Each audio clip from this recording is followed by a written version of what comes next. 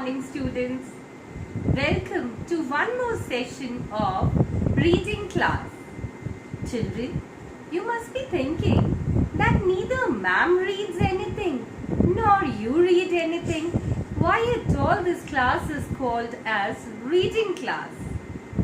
Mind you, do not limit the scope of this class by literally considering its meaning, the word's meaning.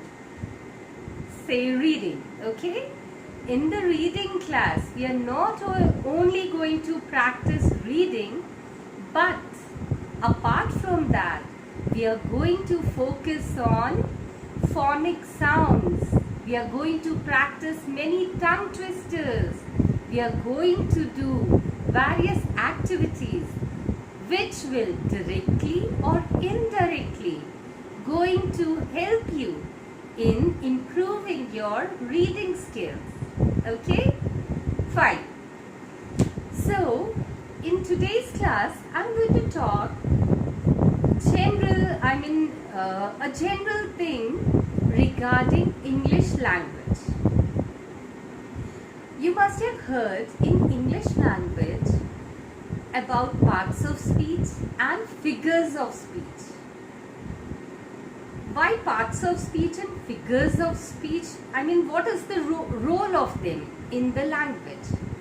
Actually, they help in the spoken part as well as in the written part. Okay, let's start with parts of speech.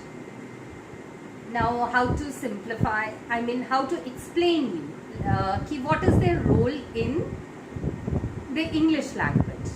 Okay, like we have in human body, we have body parts.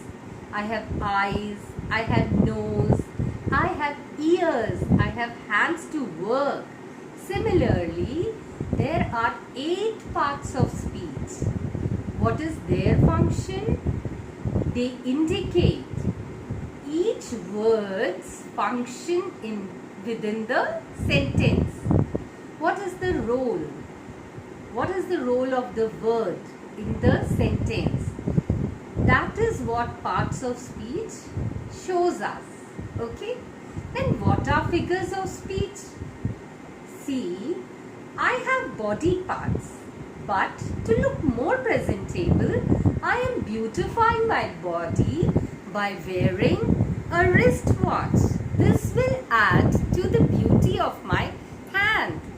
Similarly, I am wearing a ring so that my fingers look more presentable. I am wearing a chain so that again I feel that I will look more better by wearing a chain. Similarly, in English language, we have figures of speech. By using figures of speech, we beautify the language. Like parts of speech, we have 8 figures of speech also. They are the main figures of speech. Otherwise, we have many other figures of speech also. But main 8 figures of speech are there in English language. Now, I thought, why don't I help you to memorize them, remember them? Let me just share a trick with you to remember 8 parts of speech as well as 8 figures of speech. Okay, let's begin with parts of speech. First, noun. Similarly, like noun, we can learn another word. We can remember another word, pronoun. With noun, add one more, add 3 letters more. That will make pronoun. Okay, noun, pronoun. Similarly, third, verb, add 2 letters to it. That will make adverb. Then you have to remember adjective. That makes it 5. Okay. Now, 6, 7, 8 are shun words. Preposition, conjunctions, interjections. And that makes it to 8. 8 parts of speech.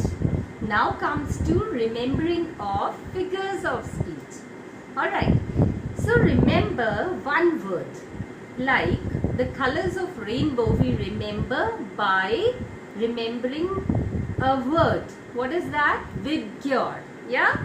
Similarly, by how to remember figures of speech, just remember one word.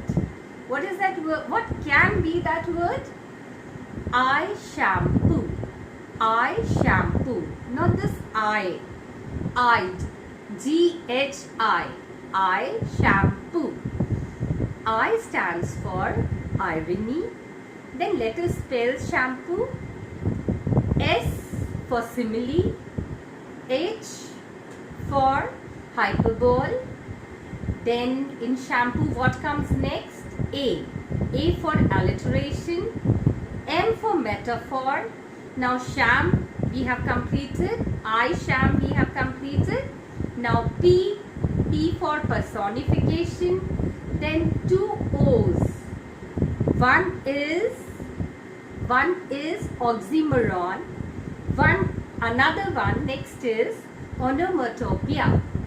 Okay, so this way you can remember 8 parts of speech as well. I hope this trick is going to help you in remembering 8 parts of speech as well as 8 figures of speech.